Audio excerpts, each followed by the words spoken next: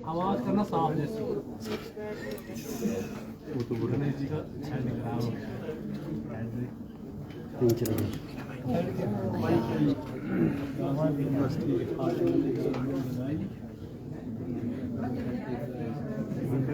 पत्रकार मित्रों, आप सबका स्वागत, अभिनंदन।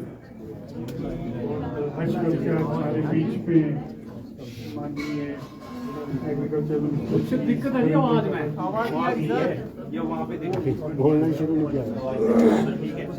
अब बोलो सर, बोलो। ठीक है सर, करो क्या? ठीक है। आज हमारे बीच में माननीय कैबिनेट मंत्री श्री वीरेंद्र कंवर जी हैं, जो आप सबको संबोधित करेंगे। उनके साथ हैं हमारे पार्टी के उपाध्यक्ष श्री राजीव भारद्वाज जी, सीनियर हमारे लीडर हिमफेड के चेयरमैन श्री गणेश दत्त जी, और हमारे जिला के महामंत्री सुशील चौहान जी।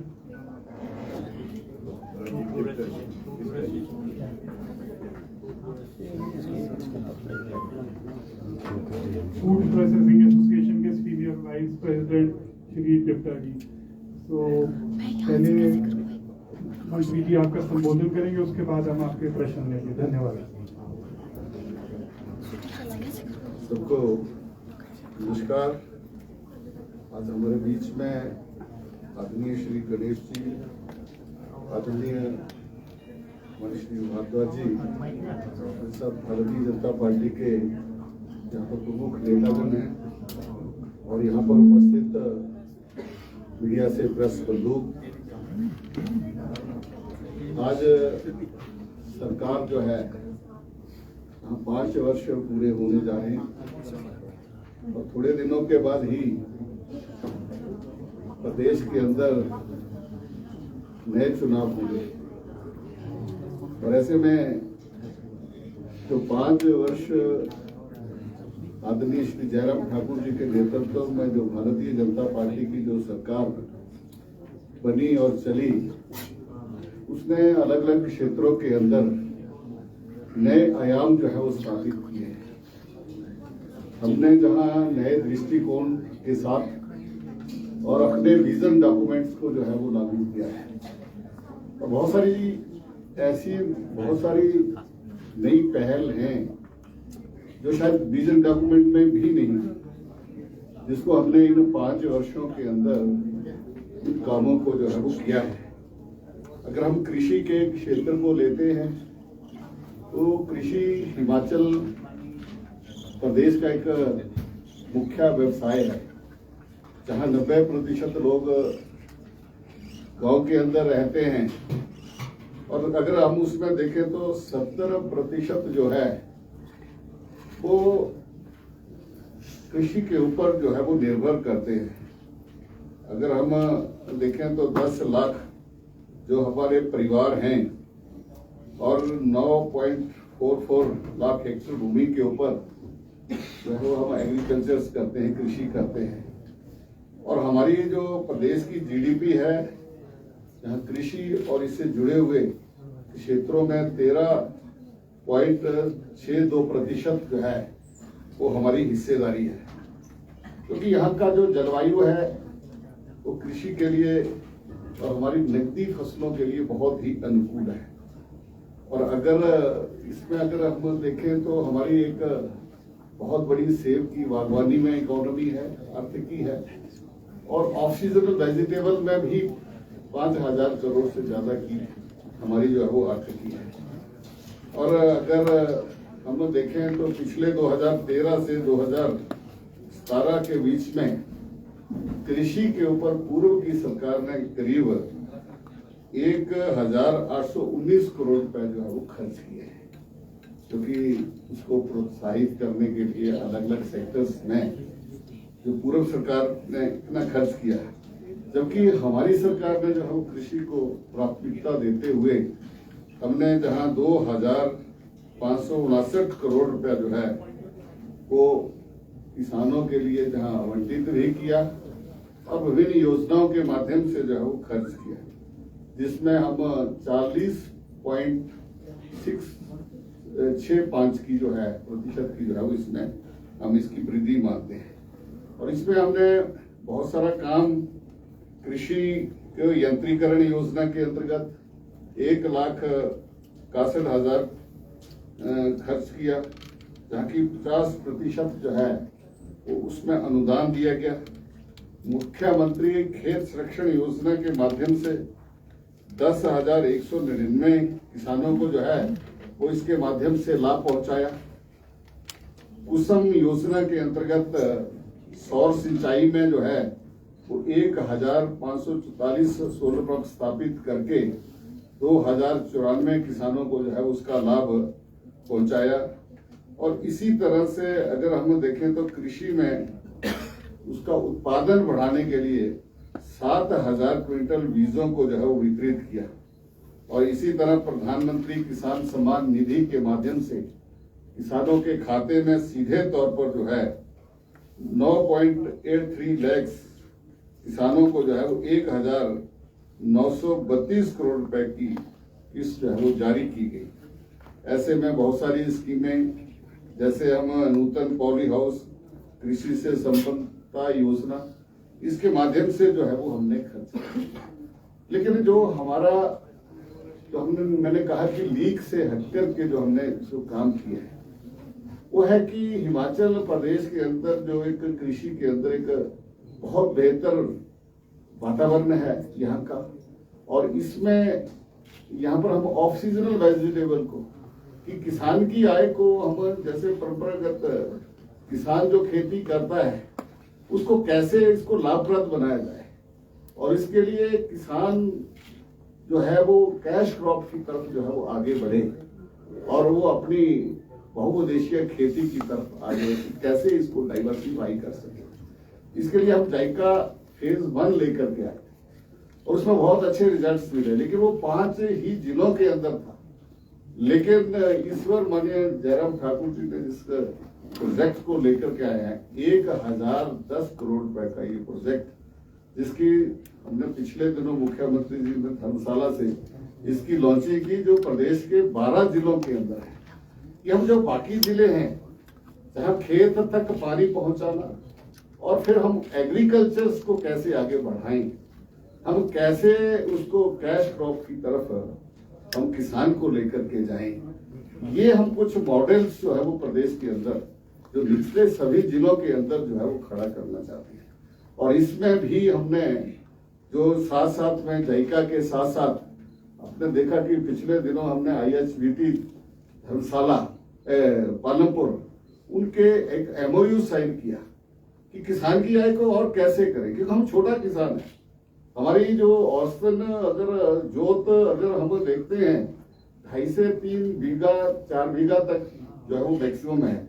0.50 बड़े किसान हैं और 16% तक जो है वो एक मीडियम जो हमारे मध्य वर्गीय जो है वो किसान है, बाकी सारे छोटे किसान है, सीमित किसान है। तो ऐसे में हम हींग और केसर का एक MOU जो था वो हमने साइन किया और उसके बहुत अच्छे रिजल्ट्स जो हैं वो हमें देखने को मिले हैं। और आने वाले समय में हम इसका क्षेत्र जो है वो हींग और केसर का जो है बढ़ा रहे हैं। और इसमें हमने जो बजट में 2021-22 में माननीय मुख्यमंत्री जी की जो बजट स्पीच थी उसमें भी हमने इस क्षेत्र को जो है वो और व्यापक करने के लिए कि हिमाचल प्रदेश के अंदर हमारी जो लोअर बेल्ट है जो पंजाब के साथ सटा और हरियाणा के साथ जो हमारा सटा क्षेत्र है जिसमें 5 जिले आते हैं और उन जिलों में कैसे किसान की आय को जो है वो बढ़ा सके। IHBT ने हमें भी सुझाव दिया। पिछले दिनों हमने एक बैठक 2 दिन की वहां पर की। उन्होंने कहा कि प्रदेश के अंदर दालचीनी का बहुत बड़ा एक स्कोप है कि ऐसा पौधा इन्होंने विकसित किया है, क्योंकि जो दालचीनी है वो तोले के हिसाब से बिकती है और ये हमें जितनी हमारी देश के अंदर क्षमता है उससे ज्यादा जो मात्र हम 20% ही जो है वो प्रदेश के अंदर पैदा करते हैं, 80% हम विदेशों से जो है उसको आयात करते हैं। अगर प्रदेश के अंदर 10 लाख पौधे लगते हैं तो जहां सेब के मामले में बागवानी में हिमाचल प्रदेश का नाम है, अगर 10 लाख पौधे हिमाचल प्रदेश लगाता है तो 80% आवश्यकता को प्रदेश ही पूरा करेगा।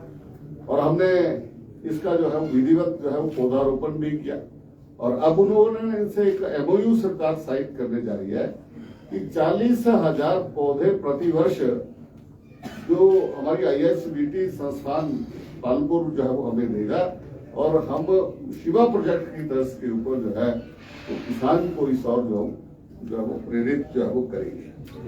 और ऐसे में हमारा एक और बड़ा जो हमने नीतिगत फैसला लिया कि हम छोटे किसान हैं और हमारे यहाँ पर अगर बारिश नहीं होती है, खेती नहीं होती है, तो कृषि को बहुत बड़ा नुकसान हो जाता है। हम तो जो है वो कृषि के लिए हम मौसम के ऊपर ही निर्भर जो है वो करते हैं, क्योंकि हमारे सिंचाई के जो साधन हैं वो मात्र 22 से 25% तक ही हमारे पास जो है वो सिंचाई के साधन हैं। ऐसे में हमारी सरकार ने निर्णय लिया है कि हम इंटीग्रेटेड फार्मिंग की तरफ बढ़ेंगे, कि मिश्रित खेती की तरफ। ये हमारे जो बुजुर्ग थे वो कुछ पशुपालन का काम, जो कुछ कृषि करते थे, साथ में पशुपालन भी होता था, बकरी पालन भी होता था, साथ में पोल्ट्री का भी थोड़ा होता था, फिशरी का होता था। यानी कि जो एलाइड सेक्टर हैं हम उनको मिला करके, अगर कृषि से उसको लाभ नहीं होता है, बाई चांस उसकी फसल जो है वो नहीं हो पाती है, तो किसान मरना नहीं चाहिए, कर्जे में डूबना नहीं चाहिए। ऐसे में उसको दूसरे विकल्पों से भी उसको कोई ना कोई जो है वो आय मिले। और ऐसे में हम छोटे छोटे एंटरप्रेन्योरशिप जो है वो प्रदेश के अंदर खड़े करने में जो है वो हमने जो है वो एक शुरुआत की है।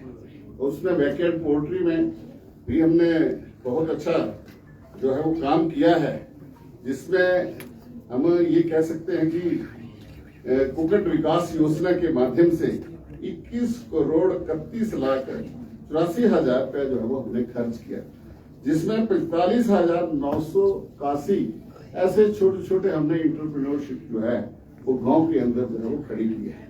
और इसी तरह से हमने बकरी पालन में भी, जो बकरी पालन में जो है वो 19,433 बकरियां जो हैं और 1785 मेंढे अनुदान में जो है वो किसानों को वितरित किए हैं। और ऐसे में मैं ये भी कह सकता हूँ कि बहुत सारी और हम नई योजनाएं लेकर के आए कि पहाड़ी गाय जो हिमाचल प्रदेश की एक पहचान थी, लेकिन एक समय आया कि हम दूध क्रांति के चक्कर में धीरे धीरे हमने पहाड़ी नस्ल को ही विलुप्त कर दिया। हम पहाड़ी नस्ल जो 3,000 से 5,000 फीट की हाइट के ऊपर जो चरती है, चरने के बाद जो दूध देती है, उसके दूध को जो है वो अमृत तुल्य माना गया है, लेकिन वो सारी क्रॉस ब्रीड होगी। हमने एक प्रोजेक्ट बना करके NBAGR को, करनाल को जो है वो भेजा, जो हमें उसकी स्वीकृति में मिली, और उसका नाम हिमाचली पहाड़ी गाय यानी गौरी के नाम से जो है वो हमने उसको हिमाचल प्रदेश के अंदर जो है वो उसको एक नामकरण किया। और इस पहाड़ी गाय का एक सिरमौर में बागथन में 4 करोड़ 64 लाख रुपए की लागत से एक अलग से जो है वो प्रोजेक्ट जो है वो वहां पर स्थापित हो रहा है। और दूसरा जो हमने किया कि जो हमारा गौधन है वो उसमें से जो गणना थी, उस गणना के अनुसार जो ये पशुधन में से जो है वो 37,000 जो था वो सड़क के ऊपर था। हमने सड़क के ऊपर ना रही, ये हमारी आस्था का भी एक विषय था। माननीय मुख्यमंत्री जी ने पहली कैबिनेट में ये 2 बड़े निर्णय लिए थे। उसमें से एक था कि 80 वर्ष की आयु में बुढ़ापा पेंशन 17 वर्ष करना, तो दूसरा था कि हम गौ सेवा योग बनाएंगे। हमने 2019 में गौ सेवा योग भी बनाया। गौ सेवा योग बनाने के बाद हमने जो है वो धन की व्यवस्था की। हमने जो है वो धीरे धीरे जो छोटी गौशालाएं हैं हम उनको प्रमोट किया, और ऐसी बड़ी गौशालाएं जो हैं वो प्रदेश के अंदर जो है वो 13 से ज्यादा बड़ी गौशालाएं जो वो बनाई, जिनको हमने गौ सेंचुरी कहा। और जो मात्र हमारे यहाँ पर 120-122 जो गौशालाएं चलती थी, अब ये उनकी संख्या भी बढ़कर के जो है वो 200 से जो है वो ज्यादा पहुंच गई है, और उसमें से 194 हमारे पास रजिस्टर्ड है। और हमने जहाँ गौ सेंचुरीज बनाई, पहले 500 रुपए गौ ग्रास के रूप में देना शुरू किया, अब वो बढ़कर के जो है वो गौ ग्रास के रूप में जो है वो हमने माननीय मुख्यमंत्री जी ने उसको जो है वो 700 रुपए तक जो है वो किया है। मैं इसके लिए मुख्यमंत्री जी का धन्यवाद भी करता हूँ। आज बहुत सारी गौशालाएं आत्मनिर्भरता की तरफ जो है वो बढ़ी हैं और जो गौवंश 37,000 से ज्यादा जो सड़क पर था, आज वो गौवंश जो है वो 22,000 से ज्यादा जो है वो हमने गौशाला तक जो पहुंचाया है। एक बहुत बड़ा मॉडल हमने कहा कि दीग से हट करके पूरे देश के अंदर हिमाचल प्रदेश ये खड़ा करने में जो है वो आगे बढ़ा है। और इसी तरह से मैं ये कह सकता हूं कि जो अभी जो लंपी डिजीज जो शुरू हुई महामारी जो आई, जिसके कारण अभी हमने थोड़ा गौशालाओं को जो है वो इससे दूर रखा है कि बहुत सारी गौ सेंचुरीज हमारी बनकर के तैयार हुई है। जैसे हमारी खब्बल है, कुडन है, कसोता में है, लबलू में है और इसी तरह से 5 और नई गौ सेंचुरीज तो इस बार बजट में जिसका प्रावधान किया गया था, आज वो भी शुरू हो रही है। आज उनके ऊपर भी काम चला है। अगले 3 महीने के अंदर वो भी जो है वो बन करके तैयार होगी और उसमें मैं ये कह सकता हूँ कि जब वो भी बन करके तैयार होगी तो इस वर्ष के अंत तक हम 80% से ज्यादा गौवंश को जो है वो हम आश्रय देने में गौशालों में जो है वो सफल होंगे। ये एक बहुत बड़ा निर्णय लिया था। और दूसरी बात हमने एक और कही थी, हमने कहा था कि हम इसका संरक्षण तो करेंगे ही करेंगे, लेकिन इसकी अच्छी नस्ल भी तैयार करें। और हमने नीतिगत फैसला लिया कि भारतीय मूल का जो गौवंश है उसके ही सीमन स्ट्रॉ जो है वो उपलब्ध कराएंगे। फार्मर की चॉइस पर हम करें कि किसान को पता होना चाहिए कि उसका जो गौधन है वो किस और हमने अच्छी नस्ल की तरफ जो लेकर के जाना है। और तीसरा जो एक और विषय था कि बहुत सारा गौवंश जो सड़क पर है, अब हम देखते हैं तो अधिकांश बैल ही अब ज्यादा सड़क पर है और उसमें बैल ज्यादा होने से कारण एक लोगों के अंदर गौवंश के प्रति आस्था थोड़ी कम हुई कि उस रखना कि अगर वो गाय रखते हैं, अगर बछड़ा दे दिया तो कहाँ छोड़ेंगे। अब बैल जो है वो जोतने के काम नहीं आ रहे, तो हमने कहा कि इनकी संख्या को सीमित किया जाए। तो जो सीमन स्ट्रॉ जो हैं वो हम सेक्स सॉर्टेड सीमन जो है वो हमने इंट्रोड्यूस किया है और हमने 3 साल के अंदर जो है वो हम 5 साल के अंदर जो है वो हमने ऐसे 60,000 प्रति वर्ष हम ऐसे जो है वो उपलब्ध कराएंगे ताकि किसान को जो है वो बछड़ी ही प्राप्त हो, बछड़ा जो है वो ना कम प्राप्त हो।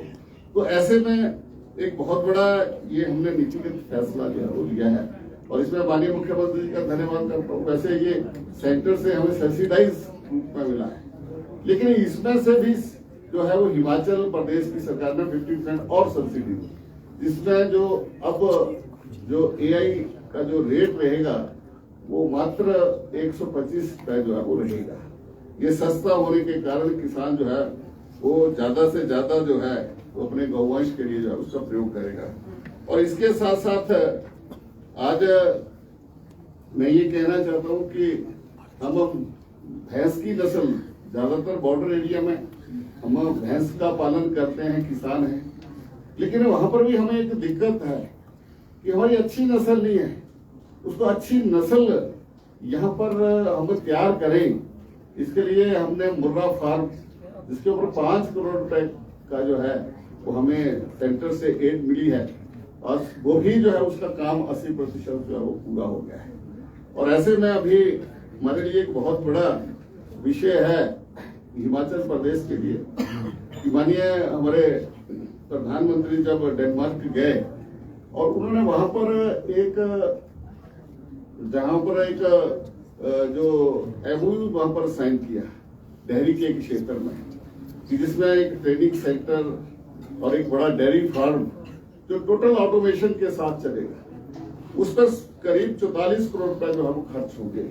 और ये उत्तरी भारत का एक बड़ा ट्रेनिंग सेंटर होगा। ये हमें जो है वो हिमाचल प्रदेश को स्वीकृत हुआ है और उसको हम ऊना जिला के अंदर जो है वो उसको खोलने जा रहे हैं। अभी इसके ऊपर जो है वो जहाँ MOU भी हुआ है अभी जल्दी जो है वो डेनमार्क की टीम जो है वो हिमाचल प्रदेश की कर पा रही है। इस तरह हम कैसे किसान हम वैकल्पिक जो है वो दूसरे विकल्पों के ऊपर भी साथ साथ जाए, ये हमारी जो है वो सरकार ने इन 5 वर्षों के अंदर जो है वो प्रयास किए। ऐसे ही हमने मत्स्य पालन के क्षेत्र में बहुत सारी ट्राउट इकाईज जो है वो हिमाचल प्रदेश के अंदर जो है वो स्थापित की हैं, जिससे किसानों को जो है वो ज्यादा से ज्यादा जो है वो लाभ मिलने वाला है। और ऐसे में अभी हम काम कर रहे हैं, जैसे पहले हमें वायरस ने जो है वो कोरोना वायरस ने हमें पूरे दुनिया के अंदर तबाही मचाई रखी, और वैसे ही एक पशुओं में भी एक वायरस आया है जो कि पशुधन के लिए एक बहुत बड़ा संकट है। और पशुधन को बचाना, क्योंकि किसान की अगर कोई आर्थिकी का कोई साधन है तो वो पशुधन है, और ऐसे में उसको बचाना जो है वो हमारी प्राथमिकता है। अभी हिमाचल प्रदेश में इसके जो थे वो बहुत कम लक्षण जो थे वो देखे गए थे, लेकिन पड़ोस के राज्यों में ऐसा बहुत सारा इसमें के अंदर जो है वो बहुत बड़ा नुकसान हुआ। राजस्थान में जो अभी तक की जानकारी आई है कि उसमें 70,000 से ज्यादा पशुधन जो है उसकी मृत्यु हुई है। पंजाब में तो जो आंकड़ा आ रहा है उसका जो मृत्यु दर है वो 10% से ऊपर है, और उसमें ये माना जा रहा है कि 1 लाख से ऊपर जो है वो वहां पर डेथ्स जो है एनुअल्स की हुई हैं। लेकिन हिमाचल प्रदेश में ये जो पहला केस हमने चाइली शिमला के अंदर जो है वो देखा, और उसमें भी तुरंत से विभाग ने इसके सैंपल्स लेकर के जो है वो प्रयोगशाला में भेजे। 29 जून को जो है वो इसकी पुष्टि हुई कि लंपी ने हिमाचल प्रदेश के अंदर दस्तक दी है। और दूसरा केस जो है वो सिरमौर जिला के अंदर हमने 25 जून को जो है वो देखा, जो जैसे रिपोर्ट हुआ, और उसको भी जब सैंपल्स भेजे गए तो उसका 7 जुलाई को जो है वो 2022 को जो है वो इसकी पुष्टि हुई।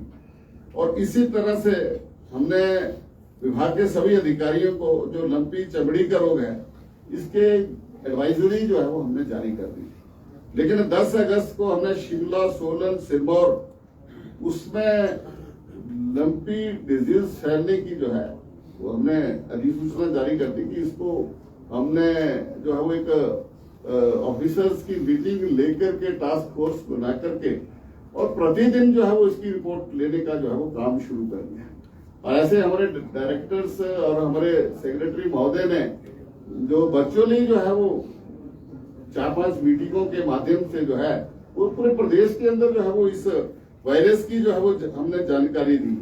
जब हमें लगा कि 16 अगस्त 2022 को लंपी के रोग की पूरे प्रदेश के अंदर हमने इसकी अधिसूचना जो है वो जारी कर दी, और ऐसे में हमने 18 अगस्त को जो है वो एक कॉम्पिटेंट अथॉरिटी के रूप में जिलाधीश जो भी हमारे डिप्टी कमिश्नर्स हैं, सरकार ने जो है उनको अधिकृत किया गया। ऐसे में 27 अगस्त को जो है वो हमने इसको एपिडेमिक डिक्लेयर करके हमने डिजास्टर मैनेजमेंट जो हमारा जो विभाग है इसमें हमने मिनिस्ट्री ऑफ होम अफेयर्स को जो है वो इसको एपिडेमिक घोषित करने के लिए जो है वो हमने भेजा, और ऐसे सभी प्रदेशों की तरफ से जो है उसको एपिडेमिक डिक्लेयर करने के लिए सरकार ने जो है वो इसको अधिसूचित किया है और उनसे आग्रह किया है। ऐसे में जब वहाँ की एक मीटिंग होगी, एग्जीक्यूटिव मीटिंग होगी, उसमें जो है उसका राष्ट्रीय स्तर के ऊपर जो है वो फैसला लिया। लेकिन सबसे बड़ी बात है कि हमारा एक केंद्रीय दल जो है वो 12-13 सितंबर को जो है वो प्रदेश के अंदर है, और उसने हमारे 2-3 डिस्ट्रिक्ट्स में, ऊना में, बिलासपुर में उस टीम ने जो है वो दौरा किया, और वहां पर जाकर के जो कदम हमारी सरकार ने उठाए कि हमने कहा था कि बाहरी राज्यों से पशु का आना जाना जो है वो हमने तुरंत जो है वो बंद कर दिया था। हमने तुरंत से डॉक्टर्स की जो छुट्टियां थी उनको हमने रद्द कर दिया, हमने तबादलों के ऊपर तुरंत से रोक लगा दी, और हमने ये कहा कि जहां से कोई एक भी केस रिपोर्ट होता है हम उस वहां पर उसको कंटेनमेंट जोन जो है उसको बना देंगे, वहां पर ट्रीटमेंट शुरू हमने उसकी जो है हम प्रदेश उस जगह के अंदर जो है पशु जो उसमें बीमार पाया जाएगा उसकी तुरंत से जो है वो ट्रीटमेंट जो है वो जारी करेंगे। और साथ में हमने कहा कि ट्रीटमेंट का कोई खर्चा जो है वो किसान को नहीं देना पड़ेगा। कोई भी हमारा ऑफिसर्स, डॉक्टर्स, फार्मासिस्ट ऐसे समय में जो है वो किसान से फीस नहीं लेगा। जहां जहां से भी हमें कुछ केस रिपोर्ट हुए हैं हमने उनके ऊपर कार्रवाई की है। और इसके साथ साथ हमने जो लंपी डिजीज के ऊपर जो विशेषज्ञों ने जो है वो ये जो हिमाचल प्रदेश के विभाग के द्वारा जो कदम उठाए गए हैं उसकी जो है वो सराहना की है। मैं इसके लिए विभाग के जहां अधिकारियों को और फार्मासिस्ट को, डॉक्टर्स को, फार्मासिस्ट को इसके लिए बहुत बधाई देता हूँ। अभी ये जो वायरस का जो प्रकोप है वो 3 जिलों के अंदर नहीं है। एक कुल्लू में नहीं है, किन्नौर और अपना लाहौल स्पीति में जो है वो नहीं है, लेकिन बाकी जिलों में जो है वो धीरे धीरे जो है वो कम होता जा रहा है। और अभी जो कुछ मंडी में भी इसकी लगता था कि पीक पर ये चला जाएगा, लेकिन वो मंडी में भी जो है वो निरंतर जो है वो इसकी ओर से जो है इसकी जो है वो गिरावट जो है वो आती जा रही है। और इसमें भी अगर मैं आज तक की जो फिगर जो है वो मैं आपको देना चाहता हूँ कि अभी तक जो एक्टिव केसेस हैं उसमें करीब 24,638 है। और उनमें से जो अभी तक जो प्रभावित हुए हैं वो 83,790 हैं। और जो ठीक हो चुके हैं 45,776 हैं। जो बीमारी के कारण मृत पशुओं की जो संख्या है वो मात्र हमारे यहाँ पर 4,567 है। वर्तमान में जो हमारे जो केसेस हैं वो 37,447 हैं। और अभी तक जो टीकाकरण किया गया है और जो टीकाकरण हुआ है उसमें से 2,26,349 ऐसे जो है वो एनिमल्स में जो है वो टीकाकरण किया गया है। संक्रमण जो है वो इसकी दर जो है वो 10 से 20% जो है वो रही है। और जो डेथ रेट रहा वो 1.50 जो है वो यहाँ पर रहा है। और विभाग ने जो इसमें प्रयास किए हैं उसमें से हम ये कह सकते हैं कि 650 से ज्यादा हमने जो है वो जागरूकता शिविर लगाई, जिसमें 27,500 किसानों ने जो है वो उसमें जानकारी जो है वो प्राप्त की है। और जो सबसे अहम बात है कि विभाग ने बहुत अच्छा काम किया है। और ऐसे में मैं ये देख रहा था कि कुछ हमारे विपक्ष के जो नेता हैं उन्होंने जो है वो तरह तरह के प्रश्न जो है वो इसमें उठाए हैं। तो मुझे याद आ रहा था कि जब कोरोना का समय था कि जब आप पॉजिटिव सुझाव देने की बजाय जो है वो नेगेटिविटी जो था वो समाज के अंदर फैलाते उसमें भी रहे हैं। हम तो कहते हैं कि आपदा में सेवा करनी चाहिए, लेकिन कांग्रेस के लोग तो आपदा में राजनीति और वोट की चिंता करते हैं।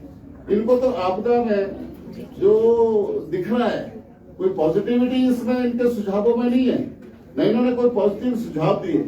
लेकिन इसमें भी जो है वो पशुओं की बीमारी में भी जो है वो राजनीति कर रहे हैं। आप बताइए कि कहाँ हमारी कमी रही है। हम उस कमी को जो है वो दूर करने के लिए तैयार हैं। और लेकिन ये आज तक जो है उनके कभी पॉजिटिव सुझाव नहीं आए। मैं इतनी ही बात कह करके जो है वो अपने विषय को जो है वो समाप्त करता हूं। सर इसमें लंपी रोग में आपने कहा है कि 1 लाख 70,000 वोट है राजस्थान में, और जो आपका प्रेस नोट है वो 45,000 नहीं, अब तक ये फिगर जो है वो चेंज होती रहती है।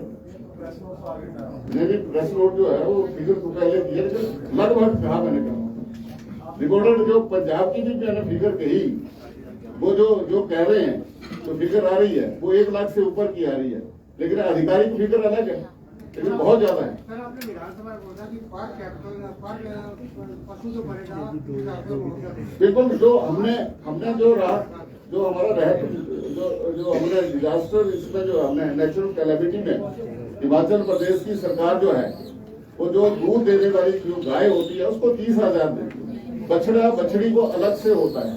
तो ऐसे में जो हमने उसको नेचुरल कैलामिटी ही घोषित किया है और उसमें ही हमने एक हिस्सा जो है उसका लिया है।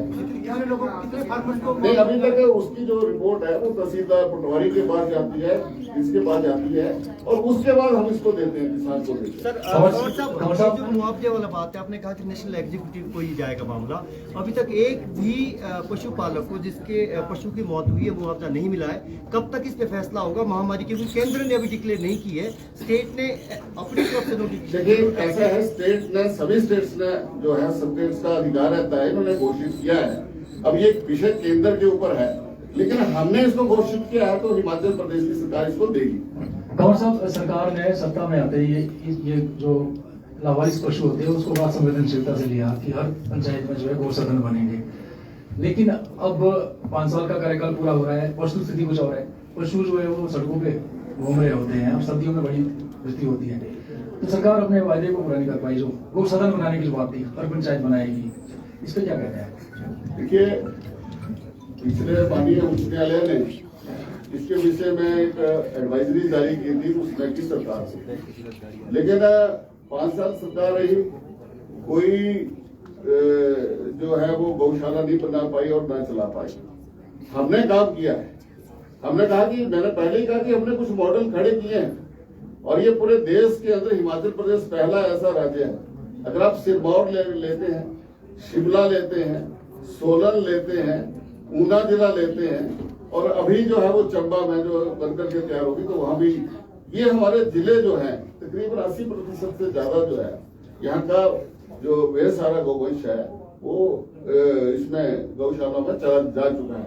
लेकिन हमें जो दिक्कत आई है वो हमें दिक्कत आई है मंडी में, कुल्लू में, जहाँ FCA के कारण जो है वो हमें जमीनें प्राप्त नहीं हो पाई, जिसके कारण हम जल्दी से कंस्ट्रक्शन नहीं कर पाए।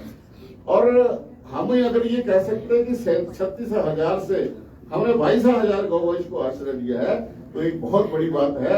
और अभी जैसे लंबी डिजीज कंट्रोल में आएगी तो हम ऐसे 4-5 हजार गौवंश को जो है वो और आश्रय देने की स्थिति में है और अगले 3 महीनों के अंदर हम चरणबद्ध तरीके से जो है वो इसको जो है खत्म कर रहे हैं। कंवर जी, आपने कांग्रेस की बात की, लेकिन सवाल आपसे ये भी है, आपके विधानसभा क्षेत्र कुटलहड़ में आपके ही पार्टी के कार्यकर्ता भीतर घात कर रहे हैं। पार्टी के कार्यकर्ताओं के साथ वीरेंद्र कंवर तालमेल कैसे बिठाएंगे? मेरे को तो अभी तक ऐसी सूचना नहीं है। अगर आप ऐसी सूचना अगर आपके पास है तो मुझे जरूर देना। अभी तक कोई भीतर घात है, जब चुनाव होगा तब पता लगेगा, लेकिन अभी तक तो कोई भी कार्यकर्ता नहीं है। सारे के सारे कार्यकर्ता समर्पित भाव के साथ पार्टी के साथ। पंचायती राज में महिलाओं को अधिक स्तर पर उठाने के अलावा क्या इस बार के विधानसभा चुनावों में महिला प्रत्याशियों की सूची में इजाफा देखने को मिलेगा क्या? ये पार्टी तय करेगी, हाईकमांड का विषय है। पार्टी ने पहले भी महिलाओं को, उम्मीदवारों को ज्यादा संख्या में जो है